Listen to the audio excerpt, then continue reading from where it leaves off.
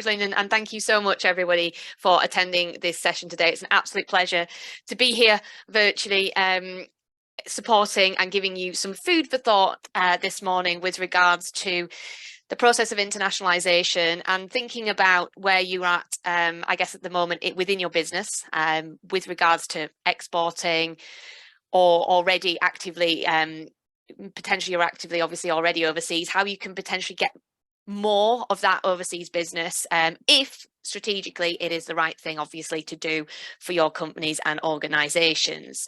So just a quick little bit about me and Bols Global. So we are an international trade consultancy and an export solutions provider.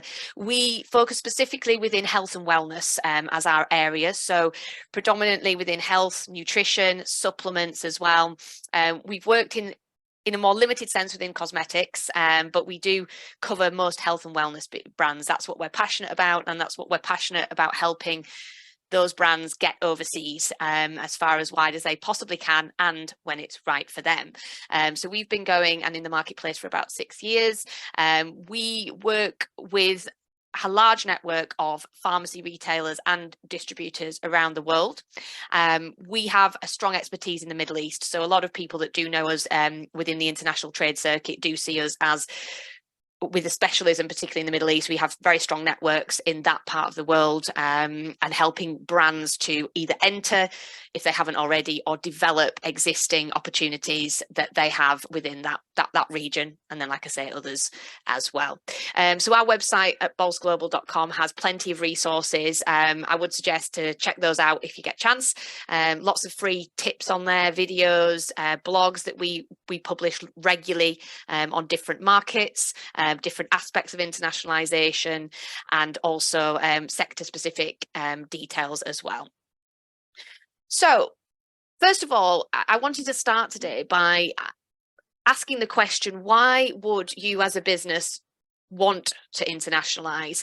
Why would it be a good opportunity for your business? And also just taking and bearing in mind that there are opportunities and advantages and disadvantages to doing that, and just being aware of that and having some thought behind it. Because what we tend to find and what we see is a lot of companies, particularly the SMEs, will tend to become what we would call accidental exporters.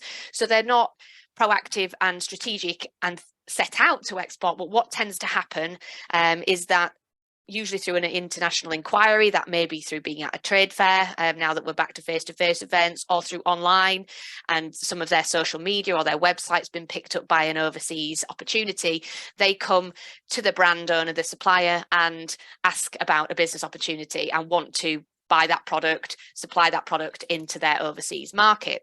So we see a lot of particularly SMEs starting out their export journey in that way, which is fine. However, it then becomes a point on that trajectory where to really gain traction and see it and do it well, you need to start thinking in a more proactive and strategic way. So let's look first of all at some of the advantages that selling overseas and supplying products into new markets globally can bring. So first of all, obviously, by working with several new companies, countries, you are de-risking your customer base. As Lyndon alluded to, in the UK and within Europe, obviously, there's quite challenging times at the moment. Margins are being squeezed. Everybody is finding it difficult to trade.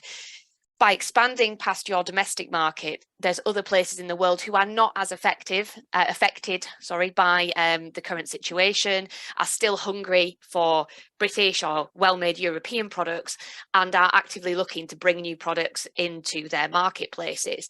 By doing so, and potentially if you do that well, that's another revenue stream, that's another market that may not be suffering the same consequences we are at the moment, and creates opportunities. There is actually research that was recently done a few years ago that said that by having more customers and exporting, companies were about 11% less likely to fold, so more likely to survive within challenging trading times. That was a report done by the Department for International Trade, the British government, a few years ago. Something to bear in mind. The other thing, obviously, is you do increase your turnover.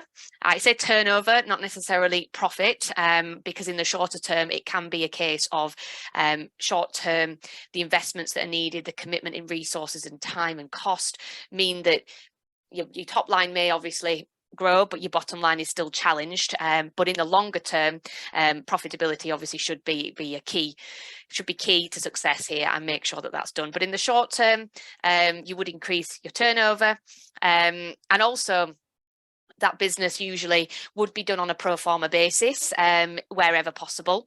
So that can also provide a vital cash injection. You're not working in the current market where a lot of people will still want payment terms, particularly domestically. When you're overseas, it's a new trading relationship.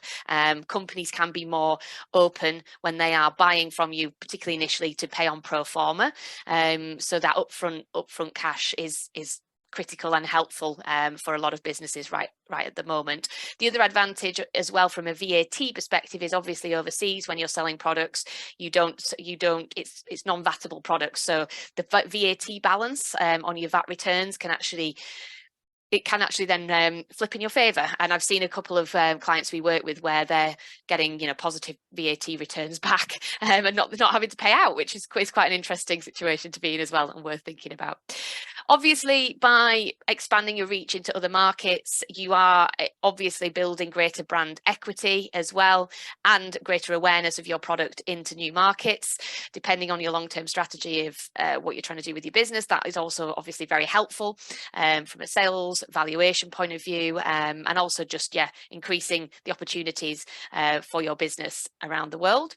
The other thing that I've seen as a positive is that by being open to new markets, taking your products into new markets, learning about new markets, companies can become much more innovative in their way of thinking, not necessarily just the products themselves with NPD, because they find that their target markets are offering new ways of working with a product, new way of looking at a product that you may not have considered in your domestic market, but also ways of working, ways of conducting business. It can really open your mind to working and finding new ways within your business that would be successful, that you can build on, and new practices you can bring into the business as well. So I mean, I'm obviously a huge advocate of brands and businesses internationalizing, and overall and longer term, great opportunities done correctly. Having said that, we do need to be conscious of the fact that there are obviously some downsides, and which is why I'm really keen for everybody to consider the reason of internationalizing within your individual business case, and make sure it's the right thing for you. Because clearly, as I mentioned, it takes more time, it takes more money than you will ever expect every time to enter a new market usually. Just bear with me a second. Also as well, it will require more support, whether that is a dedicated resource within your business, and usually cross-functionally as well, because obviously it's not just a sales function. There's the marketing aspect, which is very, very important. Knowing your proposition when you're targeting markets, knowing which markets to target is part of the marketing function. Then you've obviously got supply chain, logistics, fulfilling those orders once they come to fruition as well. So that all needs to be considered and taken into the mix, whether that's dedicated in-house, whether you get some external support, but it will require that to make this successful, as well as the leadership buy-in. From my perspective, when I've seen things be successful, it needs the top level management to be bought into this, to be on board with it, and it to be of strategic importance within the business. Without that, it can be very, very difficult to achieve that, because you need all of these stakeholders to be on board with what you're doing. That initial pain of adaptation with products, process, potentially the extra cost, and that will be required to buy into that. The other thing as well is, whilst I mentioned that pro forma is usually a great way to go in terms of cash payment and injections into the business, not all businesses that you might work with overseas will be able to offer that, be open to doing so. Some of the particularly bigger customers that you might be approaching, if that's your strategy, is they will insist usually on not only payment terms, that can be obviously protected by things like cash against documents or letters of credit, ways to protect the payment going through, obviously from your perspective, but that does come at a cost as well. But also in market support, so it's not just a case of, if they're, for example, you're working with a distributor, they're buying and selling from you, buying and then selling on the products, it's also that they would be asking you as the supplier, as the manufacturer and the brand owner to be providing in-market support, whether that is, for example, your products require listing fees with the pharmacies, supporting either you covering all of that, sharing some of that cost, activations, in-market sampling sometimes can be possible with certain products that might be edible. You know, there's a whole array of marketing support that they will potentially want help with. So it again, depending on your choice of which market and which partner or your route to market, that is another consideration that you need to bear in mind as well. The other thing that I also wanted to mention was the fact that as people start internationalizing, they can get drawn into a lot of those opportunities, and some of them may be deviating actually away from core competencies within the business and some domestic market opportunities.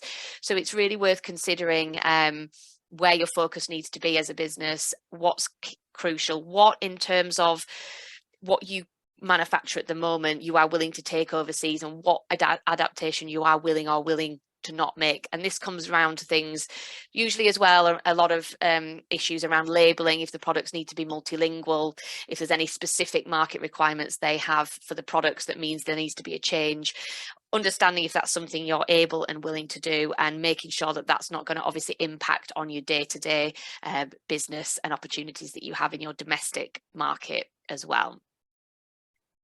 So just take this down. So like I said, from my perspective, and what I would ask you to think about within that from a starting point is being clear that taking your business overseas is in the long term the right growth strategy for your business. I'm, like I say, a huge advocate of internationalization, exporting, getting new brands into new markets. But also I think, you know, at the moment, the British government is clearly very, very keen on doing so, and there's a lot of noise around it, and a lot of encouragement from their part, which is great. And obviously financially there's some aspects of financial support around to help businesses do that. However, it needs to still be the right strategy for your business. So do make sure you consider that, and taking the time to do so before you start getting too involved in it is definitely the best way to go. So after kind of looking at the why and considering the why, and if you're thinking, yes, this is the right thing for us, maybe you've already started selling overseas and now wanting to grow it, or you're clear that it's definitely the right path for yourselves, I think it's then a case of understanding where are these opportunities for you in the global marketplace at the moment. Clearly, we've had Brexit happen, and we're still feeling the impact of that. I'm sure a lot of the individual companies on the call are still finding issues in regards to getting products in and out of the EU. It's tricky and it's still having an impact. A lot of it from our experience, the support we've been giving clients has come from that uncertainty, just because of the new regulations and the new interpretations by each member state within the EU. So whilst some markets have been easier to enter within Europe, their neighbour suddenly there's a requirement that they've decided is important, and that then renders the opportunity very, very difficult for you, much more costly for you, or you end up deciding it's not possible to even enter that market anymore, or continue trading or trying to approach it. So it's difficult within Europe, certainly at the moment. What we're seeing as well is a lot of companies now looking further afield, because the EU is not the single market anymore for UK companies, as obviously it once was. That complexity is around the world, but the good thing to some extent with the complexity around the world is that it's been fixed for some time, and with companies having to upskill themselves and understand that more, it's also then making brands look and consider what is available in other markets in terms of opportunities. Also, with obviously new trade, free trade agreements that are being set up, continue to be set up, being ratified, and coming into force now, companies are looking at leveraging that wherever possible. And so that is creating more opportunities as well. And also, there is still, let's not forget, in terms of us being positive here, there is certainly market demand from UK products, the quality, the assurance of supply chain, the demand is there. is still high and valued in some global markets. So it's always a case of understanding where that could work for yourselves as individual businesses. Obviously, on the call, I appreciate we have a wide spectrum of different companies working in slightly different sectors across health and beauty. So it's very difficult for me to target specific ones, but this is also where your market research comes into play. But there is certainly opportunity. It's about going out there and finding it, but also maybe having a consideration of a more wider reaching remit these days than perhaps a lot of companies in the past may have not considered, with obviously having the easy access to the EU. So just sort of continuing on with that really, and understanding where and how to go about selecting markets and undertaking a really good market selection piece.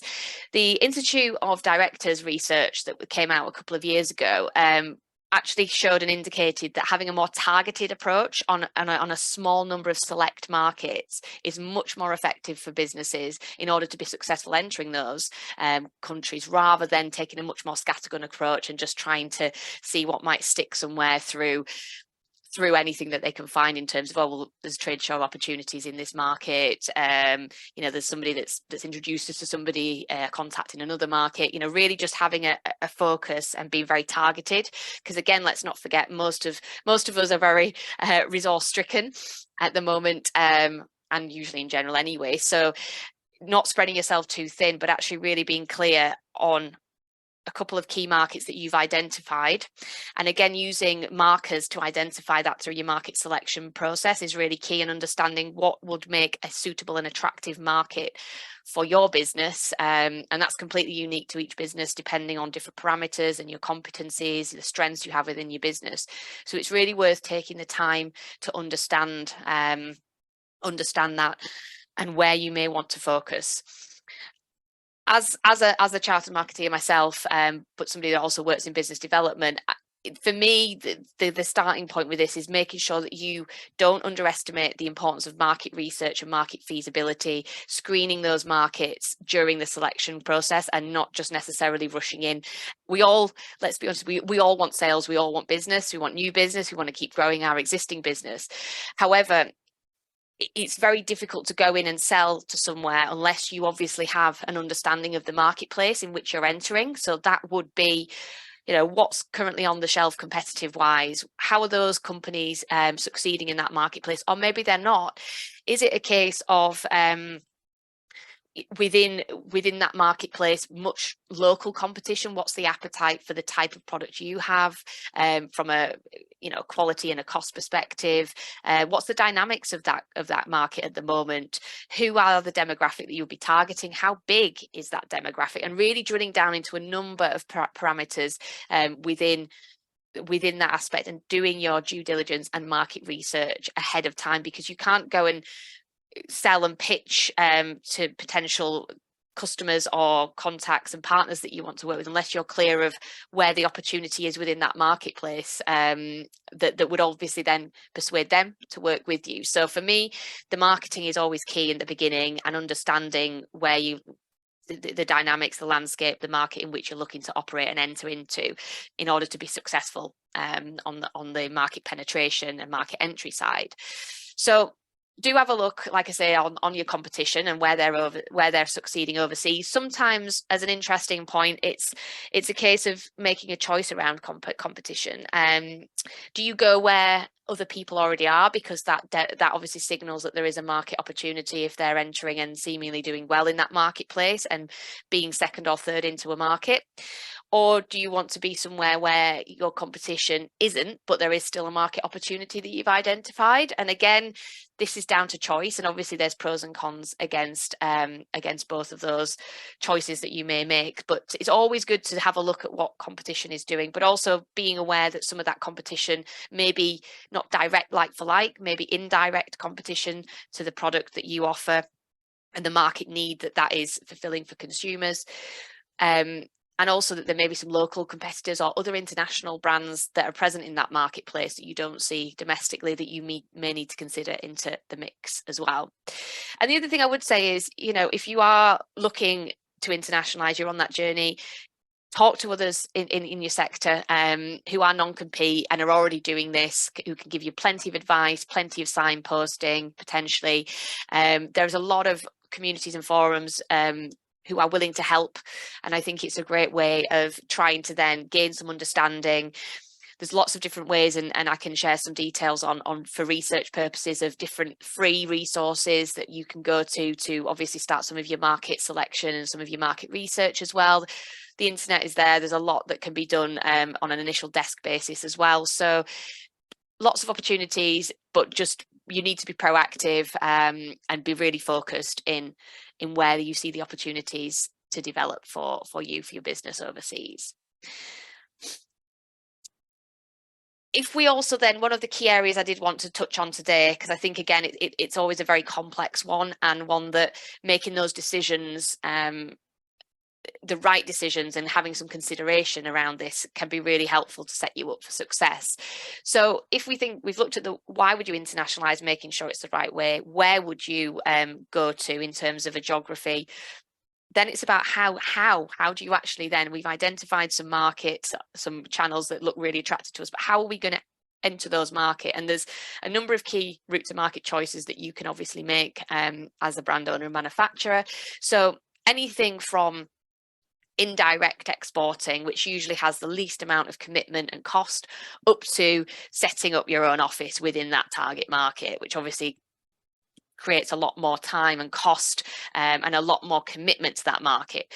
What we tend to see is that a lot of brands start on that trajectory of being indirect, and by that I mean you might sell to export houses, consolidators within the UK, for example, who then sell the rest of the products into an overseas market. So you don't even, your supply chain very much ends within the UK. You supply another UK entity, and that's it. Any other complexity around supply chain, logistics, labeling, documentation is all done through those consolidators or export houses, and that's a way that can be light touch, easy to start with.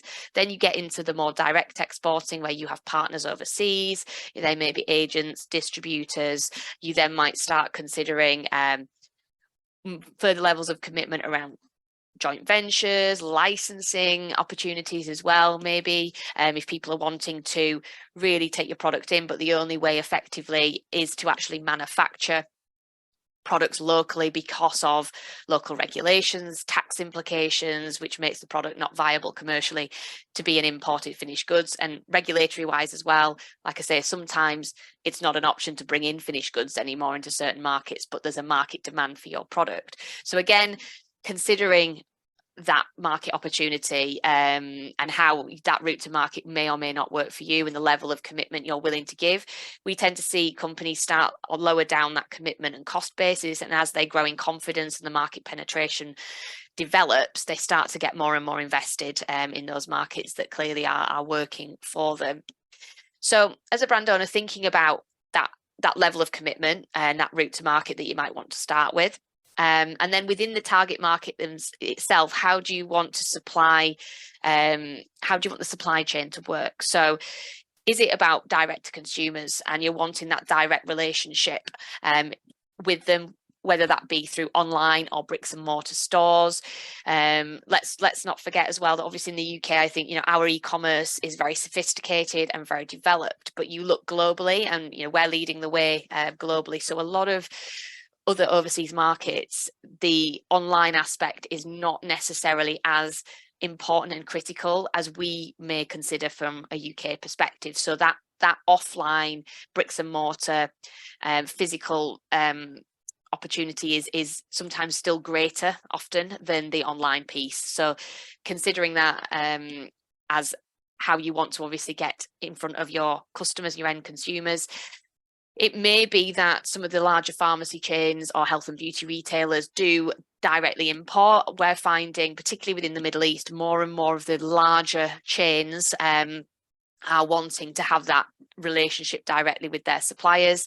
And so there is an opportunity, and they have the capability to effectively import products from the UK and other global suppliers as well. So you may still be able to have a direct relationship through a direct to retail opportunity. A lot of those, again, just talking about the experience of the Middle East, is that from an e-commerce perspective, a lot of those larger retailers will have their own apps. So it tends not to be, albeit that the likes of Amazon is obviously sizable over there. A lot of what they're trying to do is get people onto their own apps that they developed for their pharmacy chains, and so a lot of the online sales may still go through their ecosystem. So again, just worth considering what's possible and how you would want to reach your customers. Another way, obviously, is to be a little bit more displaced from that and to work with local distribution partners. So they could be distributors where effectively, they buy and sell on for a margin. There could be agents that you appoint as well, who would usually then not take title of goods of the products, obviously, but take a commission in being able to set up the opportunity between a customer and yourselves as a supplier. If you are appointing a local distributor, which tends to be, I would say, probably the preferred choice for a lot of brand owners as they're starting out in their target markets. Why? Because obviously those local partners have the market knowledge, they have the customers ready-made usually, and that's where your selection process and making sure you pick the right one is key. But in theory, they should have the right customers that you want to reach, the right complementarity of products within their portfolio that they're supplying. So they have the channel access, the customer access, and they have a good reputation within the marketplace, and they're able to provide that access to customers on your behalf, and working obviously with you in partnership. So that tends to be a natural starting point, because it allows you to explore the market, work with somebody that are experts, and build the opportunity together. Longer term, it always remains to be seen around whether that's the right route to go longer term, but it can be a great entry point, particularly if you have somebody enthusiastic and a really good partner that fits with your values as well as a supplier. And I always think that's important, because we get a lot of our clients wanting to try and reach the biggest opportunities in certain markets to try and maximize the opportunity, which can be the right way to go, but equally, depending on the brand and the brand values of that manufacturer and you as a supplier, and also then the partner in market, how big they are, what other products they've got in their portfolio, what their aspirations are versus yours. There has to be a fit, and sometimes choosing the bigger people in the market is not always the way to go, and actually going after maybe smaller local partners, but who are very targeted and very, very good at what they do, who also have smaller range of products in their mix, means that they might be hungrier, work harder for your product portfolio and your brand, and you get that share of mind that you wouldn't necessarily get with a much bigger distributor. So again, there's all these considerations to make. Obviously, the other aspect to always think about is the viability commercially of this, because what we see a lot of companies do is not necessarily work out the right margins that are required when you're bringing in a local partner. So there's a lot of discussion to be had at that stage around their margin, landed costs, other onward costs that they need to consider as well. And like I mentioned earlier, some of those partners will also be asking for investment support from the brand, sharing of in-market costs as well. So lots to consider there. But choosing the right person in that market as best you can with the information you've got is definitely one of my top tips, I'd say, for sure. The other thing that as a sort of finishing up, I'm just looking at the time. Yeah, so this is my last slide. Just one of the things that I think is always important to consider, and that we not forget about, but it's a key challenge that we need to navigate through with all of this, is the regulatory side of things, because obviously every market is different in the terms of the way that they have their registration authorities, the route to market in terms of how your product might be classified, and it's not going to be the same necessarily as obviously the domestic market. So you have to almost take it that rather than trying to push the way that, okay, this is how our product is classified and registered, and these are the documents we use in the UK, there has to be a bit more of an openness around, okay, what does that market require in terms of level of quality, level of documentation, and is that something that can be provided? Now, sometimes as part of your market selection process, that needs to be in the mix and considered depending on the type of product you have, because it might actually prevent you from entering that market, because some of the requirements within that target market might just make it very, very difficult to do so. So for example, if we look at the likes of Saudi Arabia at the moment, their regulatory status is a lot of supplement products which are not liquids, not powders or any gels or gummies. If it's any form of a tablet, it is classified as a pharma type product, pharmaceutical level product, which then mandates the pharmaceutical registration path, ECCD dossiers, all the like, which a lot of obviously supplement manufacturers don't have. So it is actually a bit of a challenge at the moment as to how companies can obviously enter that market if you have a tablet and you're wanting to supply finished goods into there. So having an understanding of what would be required to get the product in, and as part of your selection process within that, is really useful to just have as part of the consideration process. So, you know, most countries you will not be able to, unless you're doing cross-border e-commerce, obviously, you will not be able to get your products physically into a country unless they've been registered with the local health authorities or whoever the local registration authority may be. Like I say, classification can be an interesting one to navigate through. Some products may be classified differently to how it's perceived. For example, a cosmetic product in the UK might still be classified as a more medical type product or a special product in other overseas authorities. Labels, always, again, differing rules market to market. Qatar, interestingly, for supplements, you don't need English, you don't need Arabic, sorry, on the packs, but then the likes of Saudi Arabia absolutely definitely do. So again, it's understanding that. Extra certification as well that you may require in certain parts of the world, and I'm thinking of halal, kosher, etc. And again, for your particular category, depending, just checking out and being mindful of that as well. Obviously, those types of certifications can be quite costly, and not so much that also, but time intense within your factories as well. So the sort of demands that'll place on your production team, quality teams, etc. Again, worth considering as well. Any claims being evidenced with certification usually. And then obviously the standard documents for exporting tends to be commercial invoice and packing list, and then obviously certificate of origin, which again now can be a little bit more tricky. They are actually, the Chambers of Commerce are now from 1st of April will be changing the format of the certificates of origin. So just to be aware of that actually as an aside. And health certificates of some form, and again, each, even down to customer level, can be different as to what they will accept as a health certificate, as well as what the authorities in those markets will accept as well. So it's always worth considering what's going to be needed here from a regulatory point of view, and being able and willing to be flexible around some of their requirements as part of being able to internationalize successfully as well. Okay, I think that's me in terms of, I appreciate that that's a lot of a lot of information and at quite a top level, but I really just wanted to get people thinking today about, if you are currently exporting, is that the right thing to be doing? If you're not, but considering it again, is it the right thing to be doing? And then just giving you a few of the top tips around the wheres and the hows, and just bearing in mind the regulatory side of things as part of that process as well. So I hope that's been useful. There is obviously my contact details on the screen as well. I'm on LinkedIn, Instagram, and like I say, we do have plenty of resources on our ballsglobal.com website as well, which I encourage you to have a look at if you do have time.